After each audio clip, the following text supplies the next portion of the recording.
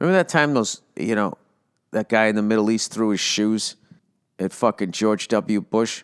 And the way he ducked and got out of the way, you knew he had no business being president. You know what I mean? Because he fucking ducked those things like a champ.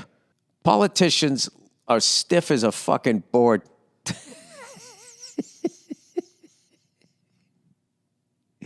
His fucking eyes lit up like Mike Singletary when he saw that guy stand up, and he fucking ducked twice.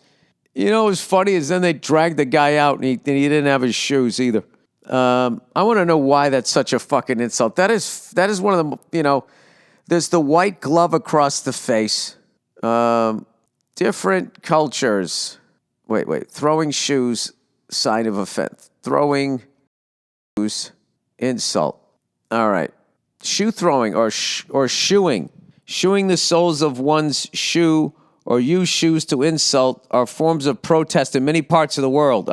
Shoe throwing as an insult dates back to ancient times, being mentioned in the verse 8 of Psalm 60 and the similar verse of 9 of Psalm 108 in the Old Testament. Well, can you give me a fucking quote? List of shoe throwing incidents. All right, here we go. I got to go Mike Milbury. Mike Milbury, fucking U.S. President George W. Bush ducking a shoe while Iraq Prime Minister Nouri al-Maliki attempts to catch it. Wait, if he catches it, does that mean you're out? Is it like dodgeball? Do you not get to fucking be offended again?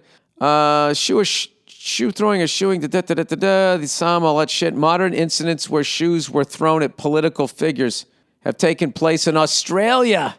Oh, look at that. Australia. Looks like you have a bunch of cunts down there too.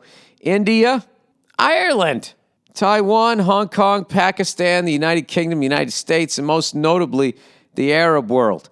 Protesters of George W. Bush's face have long appeared through the Middle East with shoes attached to them. And some people have called former Secretary of State Condoleezza Rice Kundera, I guess, Lisa Rice, meaning shoe. Shoeing received attention after, I can't say these, Muntadhar al-Zaidi threw his shoes at then U.S. President George W. Bush in a 14th of December 2008 press conference in Baghdad. I don't know how the fuck these politicians do that shit. Just be the mouthpiece for these corporations, and then everybody fucking blames you and not the fucking corporations. And you walking around just being like, do you know there's an entire country that wants to throw their shoes at me because of what they think I wanted to do? Well, it's good to know we still arrive. How about a shout out for Muntadhar al-Zaidi? You got to do that. At some point, what are you going to do? You just sit there and let these fucking assholes come into your country? You got to say something, right? I'm just trying to fill, by the way, I'm not trying to be anti-American here. I'm just trying to follow the narrative that we now have. Now we are against more powerful countries invading weaker countries.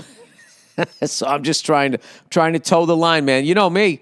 Government told me to wear a mask. I wore a mask. And now they're telling me that I shouldn't be, supporting Russia going in, a more powerful country going into, the fucking Ukraine. So now it's just 1984. So now we go all the way back. We change everything. Am I doing it right? Am I doing the math right? I have fucking no idea. I have no idea what's going on in the world.